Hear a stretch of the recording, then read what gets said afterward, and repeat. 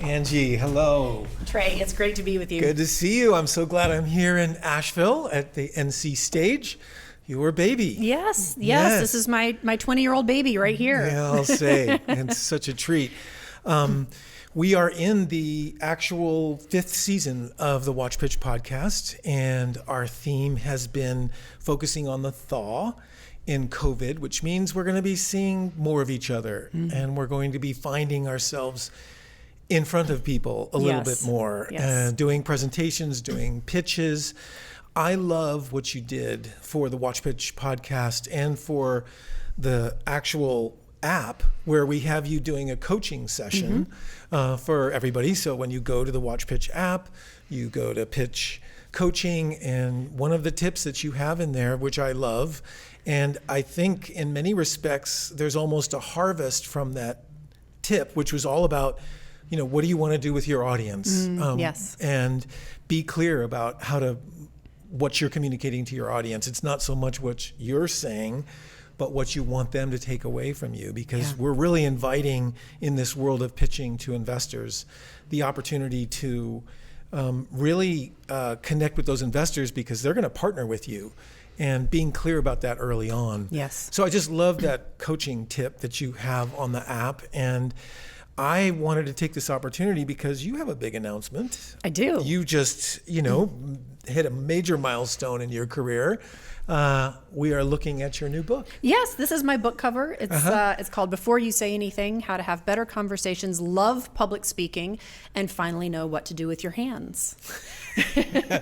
Finally. Yes, finally. Yes, I struggled over the subtitle, but I knew that we were there when the subtitle made me laugh a little bit. It's exactly right. It's a juicy topic, and I'm so glad that we can take this time to talk about it. Me too. So maybe just to create context for people who are either seeing this on the YouTube channel or listening to us on the podcast, maybe you could just introduce yourself a little bit, and I'd love you to sort of cheat in the topic of where we are too. Where we are, yes. Well, I am, like probably a lot of the people listening, I'm a person who wears several hats. Where we are right now is North Carolina Stage Company. This is the professional theater in Asheville. We are right in the heart of downtown Asheville, and this is the space where we have hosted every single one of our 20 seasons. Wow. I've directed in here a lot. I am a director and producer. And this is really my home away from home, in very real ways. And I've missed it. It's actually been really wonderful to be able to be here with you today, because obviously I was actually right in the middle of preparing to direct a show when March 13th, 2020 rolled around, and that was it. And we haven't really been in the space much since then. But as an outgrowth of my work in theater, I got really interested in how do we create authentic communication. And in order to do that on stage or on film, we have to be what I call detectives of human behavior. We have to really be invested in and curious about how people connect, how people communicate, what that looks like, what that feels like. If I can't do that as a director, and if I can't help my actors do that, then for you as an audience member, it falls flat. It's not compelling. Right. So I got really interested in how to bring what we know about that to audiences who are not theater people, who are not actors. So I started a company in 2007, and we are a coaching company that specializes in communication skills. And we've been doing that work ever since, all over the world. And in particular for the communication skill piece, I imagine that a lot of the work you're doing is with sort of C-suite level executives who are really needing to champion some kind of initiative, whether it's in their company or whether it's with a merger or acquisition or some version of, I need to move people from here to there, and I need to do it in a way that's going to inspire and invite and all those things. So I can't wait to dive into this book and some of the topics. I know that your big verbs start with intention. Yes. And I'd love to start there as well, in terms of how important it is to look at intention and decide how to be successful using intention. Yeah. I really appreciate that teeing up to my favorite concept, my favorite word. This is really the secret sauce that we talk about all the time in our coaching, on my blog, in the book. It's knowing what you want your communication to achieve. And in the case of, and you're exactly right, we work with lots and lots of leaders who are at a very high level trying to move people, trying to persuade people, trying to get people on board. And you'll notice the way I'm talking about it, that's all really active. It's what can I say that's going to open this circuit of energy, this circuit of communication with the people that I'm talking to, in order to make sure that we're connected. And when we think about that in terms of, for example, pitching, it can be easy to think, well, my intention is to get them to give me a bunch of money. Right. But what we like to do about intention is think about it as being more lofty. Think about it as something that is more like an invitation. I want to invite you to be part of the change that I'm going to make in the world. I want to open up your mind to this new thing that I'm creating. And then the outgrowth of that is, ooh, how can I be part of that? How can I help? How can I be on that team? But the intention, the invitation is really is like I said, loftier than just the transactional moment. Yeah, and so like when should you start? Like knowing you're going to, in many cases with the WatchPitch audience, pitch to a group of investors, or maybe even pitch to their teams about some new initiative or some new technology that they're going to bring in that's going to maybe amplify or maybe fast track their development overall as a company or with the tech that they're using. When should people start that process in terms of getting clear, and how long does it take? Ooh, to get clear about intention? Yeah, I think how do you get there? I think you start there. I think before you have to start there. You have to start there. I think before you pull up your PowerPoint, before you start making your charts, before you even know how much necessarily you're asking for, it's important to get really clear about that intention. And it can take, I really encourage people to take a while to marinate with that and to ask, what's the so what of this? If I invite Trey to be part of this, what's in it for him? And what can I offer that is compelling to you to be part of this? And to continue to excavate that until we really get to, I'm so excited about this thing that I'm doing, and I can't wait to share it with you because I think it's going to be exciting to you too. And sometimes that's really all we need for a successful pitch, that foundation. And then of course we build from there to, okay, so if I want to get them excited, that means I want to share this part of information. I want to share this story about how this thing that I'm thinking about making is gonna affect the people around me. This is the ripple effect into our community. So there are layers of that on top, but that foundation needs to be the intention. Yeah, otherwise I imagine it just gets top heavy and now everybody kind of gets that, oh, you're just showing me flashy slides, but I still don't get what you want me to do. That's exactly right. That's exactly right. And then the flip side, so what we're really talking about is what I would call a deliberate and productive intention. And it is something that is really thinking about that ultimate outcome. And when we're not in deliberate intention, we will often go to what I call a default intention. And the default intention is, I want to get all the information out there. I want to get this over with. I want to get it right.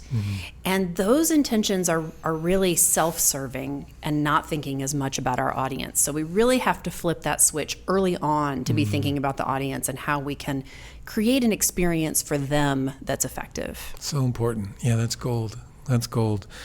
What are some helpful tips that you have for dialing in precision with your intention? I know one of the examples that I'm certainly aware of is that we all want world peace. We'd love to see everybody getting along. Yep.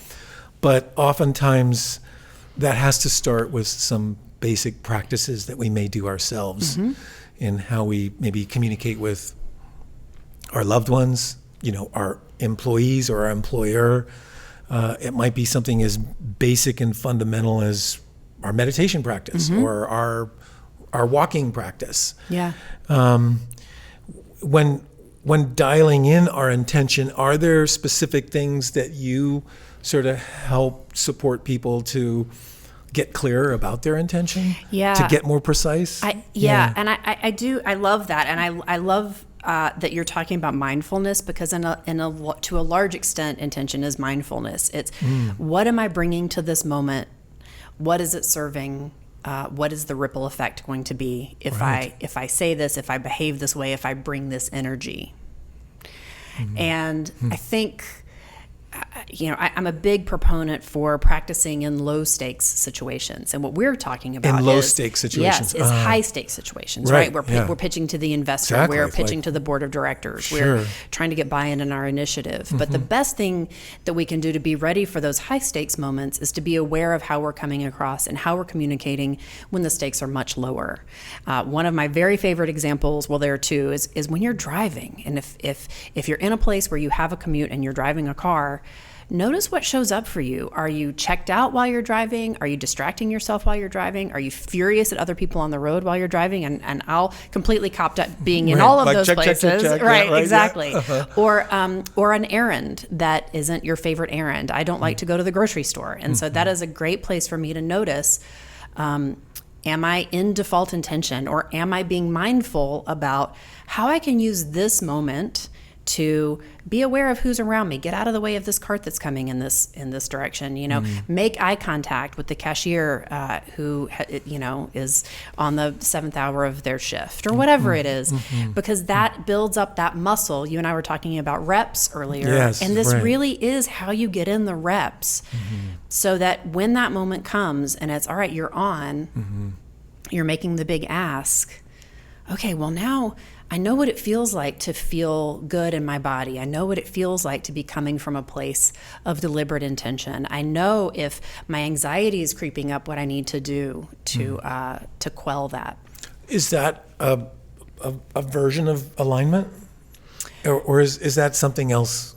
Yes. Is alignment something? I mean, I know there's physical alignment. And we can talk about that in a second. But I wonder if, to me, I'm thinking, when getting clear about attention, it's kind of aligning our integrry. Sure. Yes, absolutely. Yeah, I haven't thought about it that way, but I would co-sign that. That sounds right to me. Feeling, and I mean, we're tossing around a lot of popular words right now, but I was also going to say that's about being present. It's about, I'm not wishing I had already made the pitch. Right. I'm not trying to get to the other side of it. I'm being right here and grabbing this moment and this opportunity. So valuable. And I honestly think that when people are outside of that place, those investors and the people who are making decisions, they can read that. They can see that. They can go, wait, I don't think you want to be in the room right now. In fact, I see you really uncomfortable. That says a lot of subliminal messages. That's right.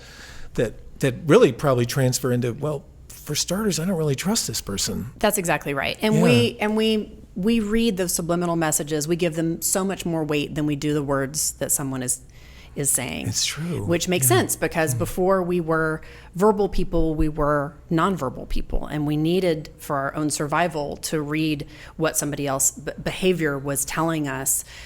Can I trust this person? Do I believe that there's food down by the river, or is there an ambush? Like, what's going on here? And so that lizard part of our brain is making decisions long before it can really even process the words we're saying. Wow.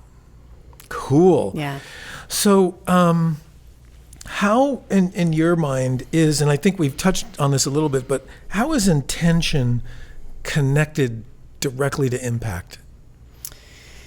That's a tricky question, especially in this moment in time where we are right now, where we're talking a lot about intention and impact. And I think I wish that there was a one-to-one relationship, that if I'm coming from a place of good intention and I'm really clear about my deliberate intention, then it is always going to have exactly the impact that I want to have on whoever I'm talking to. But of course, people are complicated. There are lots of variables. Things are complex. And so I think the best we can do is be self-aware of our default intentions. And for a lot of us, that's going to be either being defensive or being aggressive, and knowing on that spectrum which place we may go to. And to work hard to overcome that particular default intention, and to know that when we go to that place of I know what it feels like in my body when I'm feeling defensive, or I know what it feels like when my throat tightens up when I'm going to go after somebody. Then we know that that's going to not have the impact that we want. We know what impact that's going to have, or we can make an educated guess. Sure, they're going to run. That's right. That's right. And I think, I also think that transparency is a big part of this. To be able to know in the moment, I can see on that person's face or from what they said that I did not have the impact I wanted. Can I walk this back? Can I ask them what happened? Can we tease this apart together? Is that some work we can do together? Or do I just need to apologize and give it some space? And I think that's a perfect sort of framework for what happens a lot for people who are pitching or presenting, is they start to see that look on their audience's faces that, oh my God, they just looked at their cell phone. Terrible. Or, they're looking around the room, or it's very clear, I'm not with them. They're not with me. Anything you can suggest for, and I love the apology. I mean, maybe you just go there. I don't know, like, how do you negotiate that in real time? Yeah. In the middle of a presentation when you realize, oh wow, I might be losing them. Yeah, I have a couple thoughts about that. One is, and one comes from directing actors, and many actors, when they're not getting the moment that they have worked for from the audience, they're not getting the laugh, they're not getting the gasp, they're not getting the whatever, they will push harder. The actors will. The actors will push harder to get the laugh. And in doing that, they have stopped being true to the moment that they rehearsed, and now their intention is to get the laugh. So I could go on a whole thing about that, but it's not fair to the people around you. It's not fair to the script. It's not fair to your own performance so part of that is really staying the course of what you prepared. And if you prepared with intention, don't abandon the work that you did. But what you can do in that moment is ask a question. I feel like I've been talking for a while here. I feel like I may be, to your point, like being really transparent. I may have overshot the part where some of you have some questions. I'd love to hear what you want to know about X, Y, or Z. And so it's kind of going off script a little bit at that point. It is. Or pausing your script to say, to say. I love that invitation. Yeah. I mean, because then you're like giving it to them. And you're going to get so much information. Yeah, right. Because then they're going, well, okay, so you actually want me on board? Right. Oh, okay, great. Well, yeah. And the other thing I think that does is it shows that you are confident enough to take questions. One thing that I've seen a lot is, okay, I've rehearsed this pitch and I've memorized this pitch and I am going to say this pitch, and any change in the room, a cough, anything will throw somebody. And that does not look like a leader. That does not look like a confident person. But if you can go, I'm looking at all of y'all and I'm not sure this is landing the way I wanted. I would love to hear what you're thinking. Wow, that shows command of the room. It shows presence. It shows that you can see what's going on if you've lost somebody. Nice. That's huge. Yeah, I think we sometimes get on the train tracks and we just want to deliver and, like you said, just get off the stage. That's right. Get it over with. Yeah, and that's not the reason why you're in the room in the first place. Right. Yeah, that's great. So where do you stand then? And I think this is actually, we've almost answered this question, but it's a juicy one too, is where do you stand on memorizing a pitch and a presentation? Because there is information that has to get delivered. Yeah. Where does that conversion happen where, now I'm not really memorizing it anymore because it's in me? Right. Is that just a matter of reps? It is. Yes, it is. There are a couple things about that. And the book goes into some detail about this particular question because it comes up probably more than anything else we get asked. If you're going to memorize, you have to put in probably 2 or 3 times the amount of work to get it to a place that doesn't seem robotic and stilted as somebody who's going to work from a robust outline. And I am a big fan of a robust outline. And to say, I always know what I'm starting with, what my transitions are, and how I'm closing. So Okay. that's the skeleton of my presentation that is really going to make it feel polished and like I thought about it and I really prepared for the audience. And then the part in the middle, that's the content that I could obviously talk about on and on and on, but I know how I want to get from point A to point B to point C, but it also gives me some flexibility so that I can refer to something somebody else said. I can work in some allusion to something that just happened in the news. I'm not stuck with exactly what I scripted. And the other thing I would say about that is, if you are a person who absolutely needs to write everything down, please take some time to write the way you speak. Very, very often we write a speech that is like an essay, and then we start to say it out loud, and it's like, oh, this is a weird phrase, or I would never really say this. And there's these, I call them speed bumps, that we kind of never get over when we're doing these presentations or pitches. So those would be my tips on that. Yeah, really helpful. That's great. So how do you get in the zone to show up fully when you're doing a presentation? Do you have some... Yeah. I mean, I'm sure it's personal, but I'm sure there's also some universal, like... Sure. I really believe in ritual, and and if ceremony is kind of maybe too grand of a word for this, but it's a rich one. Also, having grown up in theater, there are rituals built into how we get ready. You know, before a show, there's a half-hour call and a 15-minute call and a 5 minutes call and a places call, so that it's coming. You know, and so that's at this point basically in my molecular structure to feel like that's what's happening.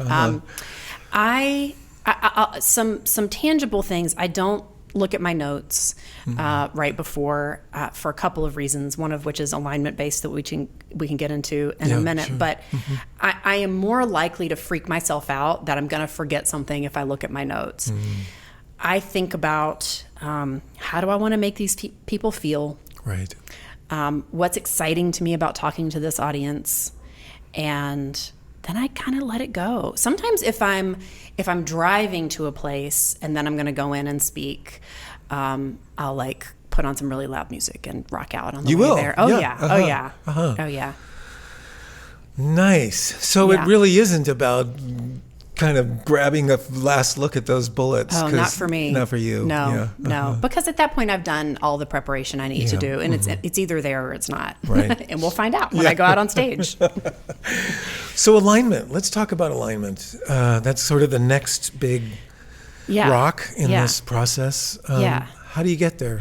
Alignment is how your body and your voice support your intention. And the thing to remember about your body and your voice is it is on the intention train. Whatever your intention is, whether it is a deliberate intention or a default intention, your body and your voice are there for that. So if you think about, one of the examples I think about a lot is if you've ever been to a wedding where there's a reader who, seems like maybe somebody's cousin who got pressed into service to do this reading. Yep. The person I think of in this moment is somebody who's being as small as possible at the front of the venue. Right. Their eyes are down. They're very quiet. They're looking at the reading. They're going as fast as possible to get out of there. And that is this default intention that I think of as being to hide. If I'm very still, perhaps no one will know that I'm here. That is, I've seen that a million times, right? Many times, yeah. So when I think about alignment, that's this, the intention is so strong, like I just want to get through this, I just want to hide, that we physically conform to that intention. The head goes down, the shoulders go up. There might even be a concaving of the chest. The eyes go down, the voice goes really fast. All of that is don't look at me, don't look at me, don't look at me. I'm not here, I'm not here, I'm not here. The converse of that is, if you want to, I really want to show up, I really want to inspire, I really want to warm this room. I mean, you can see even just saying that, like my gestures go out, my shoulders go back. Yeah, it helps you think about, okay, this is how I want to show up. This is how I want to be physically in this space, whether it's a one-on-one conversation or you're talking to a whole group. So intention, well, let me say this a different way. Often people in my field, so public speaking, coaching, presentation skills, communication skills, address alignment issues. That is their first place where they show up. We're going to talk about how you move. We're going to talk about your posture. We're going to talk about your gestures. We're going to talk about your voice. All of that is important. But in my experience, if you look at intention first, that's going to solve 80% of your alignment issues. And then those other 20% are habits that you have that we look at. When is it serving you? When is it not serving you? They really become a toolkit that you can use or discard at your will. I mean, it's an inside job. I mean, that's right. That's the deal. That's right. Yeah, and that will then outpicture in your physicality. Yeah.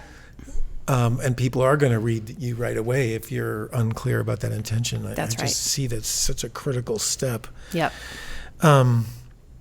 Where do you land on sort of practice and rehearsal in relationship to getting clear about that actual presentation? Yeah, practice is the third part of our 3-part process. So we've got intention and then alignment and then practice. And I wish I could tell you that we don't have to practice, but this really is the reps. This is the literal muscle memory that helps us. I mean, you asked what do I do to prepare?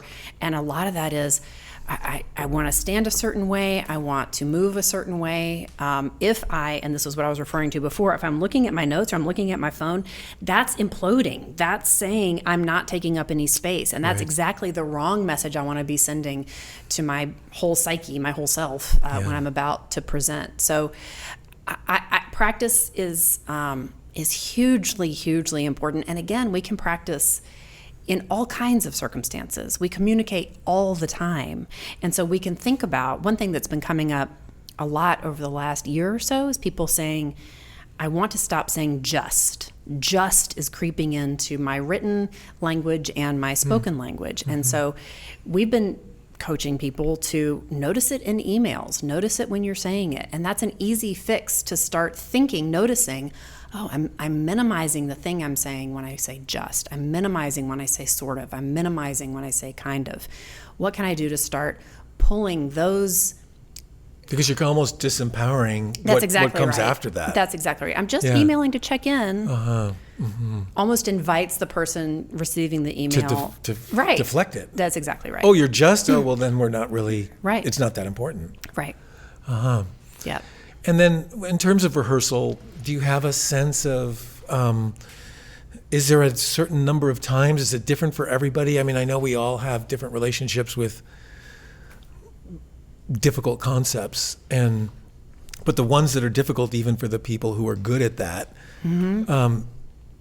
it's in them, so they don't really have to rehearse that much. I mean, right. I imagine that the clearer you are with intention, maybe the less rehearsal there is. I mean, it can be for sure. I would say that what I see, the mistakes. I don't know about mistakes. The place people often paint themselves into a corner is that they don't want to practice. They know the big pitch, the big presentation, the big speech is coming. Speech is less. People usually will practice that. And they don't give themselves enough time to start early and make a bunch of mistakes and go, oh, I know I don't want to say it that way. Or, oh, I thought this was going to work this way, but once I connected the dots, I see it actually doesn't lead to the conclusion I thought it was going to. From a super like boots on the ground, I'm practicing right now perspective. Right. And let me just be clear here that for me, practicing means out loud doing it the way you're going to do it, not looking over your notes, not revising your slides, not saying, and then I think I'll talk about, not narrating the thing you think you're going to do, but actually doing the thing. Okay. So do it. Doing the thing. Yeah. And that can make people feel really self-conscious. I mean, even me. Especially if somebody's next door. Right. Even me, I'll be practicing in my office. Like, I feel so stupid. This is like, but I mean, still to this. Just go there. Right. Yeah. And it takes probably 10 minutes to get through that self-consciousness to, oh, this is really working, or, ooh, I don't want to say this that way, or to get into the flow of what the practicing is for and why you want to be doing it. Practicing is a gift that you're giving yourself. You are holding your own feet to the fire right now in the present so that when you are presenting in the future, you can just be there and do it and not worry about it. Love that. Yeah. I love that gift. So where do you land when it comes to like apologizing when you know you've just kind of, I said that out of order, or, that was the old version and I don't know why that just came out. Especially when you're on stage or when you're in front of the mic. How do you feel about that? Almost 100%. Should you just drive through it? You should drive through it. Just forget about it? Yes. Okay. Yes, almost 100% of the time. Even when something happens that is clearly a mistake to the audience. Mm-hmm. Like maybe you say a number out loud, but that's not the number on the slide kind of thing. Yeah. Yeah, I would not, I think apologizing almost always diminishes your status and your presence, and that you can, and I'm not talking about, I've just burned the building down. I'm talking about, that there's like, we don't. It's part of the presentation. And we don't care. Yeah. I mean, we as an audience, we don't care. We're incredibly selfish. We want to get to the part of this that we care about. Mm-hmm. So keep going, get to the part that is going to be meaningful to the audience. Especially don't fall over yours. I'm so sorry. And just don't do that. Because that probably disempowers It's you. disempowering, and it's actually wasting everybody's time. Right. Yeah. Oh, that's juicy. That's good. Yeah. So, because we are just in a thaw of COVID, and everybody who is listening to this on every continent is dealing with this new variant in some form or another, vaccinated or not vaccinated, we're not in the clear yet with regards to these large gatherings. And I know that some of us have been to some, and some have been canceled or postponed once again. And we're all kind of holding our breath a little bit on this. And I know many companies are trying to navigate this as well. How soon will it be okay to bring everybody, into the building? Right. And coming up with, these gates of things, whether it's proof of your vaccination or some version of that, to get everybody into the building. I still feel that one of the big takeaways, of course, is that we've been doing a lot of virtual meetings. And I don't think those screens are going to go away anytime soon, even in this thaw. And I think we're all looking forward to the point where we can be on the other side of this, but we're still not there. And so I wonder if you might lend a little bit of an insight as to how best to navigate that virtual space. You do a great job in the book, and we'll talk about when the book is available and that kind of thing. But I think you do a great job in the book to help people with some tips that make that experience as present as possible. Yeah. And one in particular that I love is having a co-presenter or a co-worker. To monitor the audience, especially during the presentation. I love that. And I'm going to figure out a way how to partner every time I do a presentation online with a large group in the future, because I think that's information that's really hard to metabolize while you're doing a presentation. But I wonder if you might just point to a couple things that our listeners and our viewers can sort of take away from this when doing virtual meetings. I think it's astonishing how much we've all learned about this topic since March of last year. Right. And I actually thought that my team and I were already pretty good at this, but I would say between March and June, just off the charts how much we, just from being in the thick of it with clients, with each other. At the risk of sounding like a broken record, it really is about how are we going to intentionally engage with each other. And it's interesting. I was doing a short call yesterday with a client and her team, and this topic came up. And they meet only remotely. It's a team of 20 or 30, and they don't all meet at the same time always, but sometimes it's all of them. And so we were talking about what can you do to make sure that everybody's heard from, who wants to be heard from, and that we're not just assuming that in-person meeting dynamics pertain when we're in virtual meetings, because they don't, for lots of reasons. And so there's that piece of it, is how are we going to, because the technology gives us lots and lots of options, but we need to make sure that we all understand, okay, this is when we text each other, this is when we email each other, this is when we're actually going to get on a phone call, as antiquated as that may sound. Right, remember those? So that's part of it, is like, this is our team culture does this.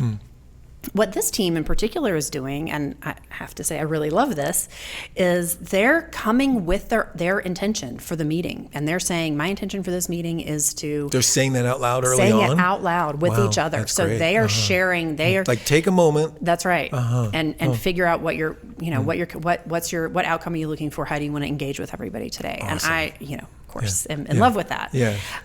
But one of the things that you're talking about in terms of, and it was funny, we were using Microsoft Teams yesterday, which is not a platform I'm super familiar with, and which became really obvious when I was presenting to them yesterday. Oh dear.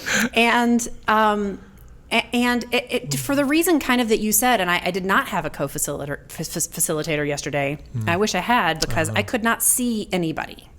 Once my slides were up, it was full screen. It was all, and I'd set it up so that it wasn't. On Zoom, you can look at the people and the slides at the same time. On Teams, you can't do that. I see. I couldn't see the chat. I couldn't see the people. And so I felt hamstrung in terms of my ability to be able to see how people were reacting. Are people trying to chime in, or people were trying to say something? Anyway, and I was able to pivot in the moment, and it all ended up being fine. But I think this idea of, if we're going to have something, especially if you're going to try to do something hybrid, having one person who is in charge of and taking care of the people in person, and one person who is in charge of and taking care of the people who are attending virtually. Otherwise, we're really going to end up in this place where, and I'm already seeing think pieces about it every single day of, these remote workers aren't getting promoted at the same rate. These people, the accessibility that virtual meetings offers us is being really undercut by, I think, our human tendency to pay more attention to somebody who's right in front of us than somebody who's on a device we may not even be able to see. So that's a very long answer to say, I think we need to be really careful to take care of our company culture and our team culture, and to really go back to this idea of, what experience are we trying to have, even in routine meetings? What experience are we trying to have? Do we want to make sure everybody leaves here in 30 minutes with exactly knowing, what they're going to do next and feeling connected to each other? Okay, great. Let's figure out what we're going to put in place to make sure that happens. Nice. Yeah. I'm so glad we had this time. I really appreciate it. And tell me about the book and when it comes out and how people access it. Yes. So the book is going to be available everywhere there are books online. Okay. Cool. On October 1st. Okay. And then the audiobook version is going to be a little bit later in October, but you can same month. And then as I was explaining earlier, the printing is a little funky right now. There's a supply chain issue, but as soon as I can have massive stacks of these yellow books, I will have them. Great. And others can order them as well. And again, that's whether you want to order that from Indie Books or Amazon or whatever floats your boat. Awesome. Yeah. Is there anything that we missed? And just so that before we say anything, that we got it, that you want to be sure that we're left with at all? You brought up something before we started recording that I think is really worth remembering, which is that people crave connection with each other.